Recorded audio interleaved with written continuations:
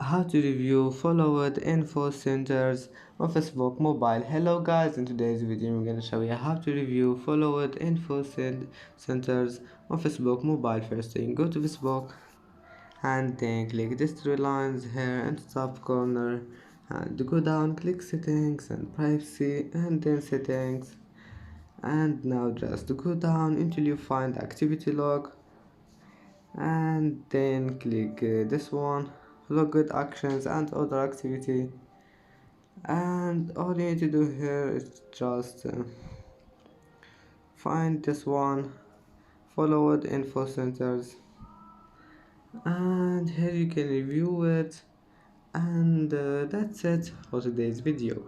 If you like this video, please don't forget like and don't forget subscribe, and thank you for watching this video. See you in the next video.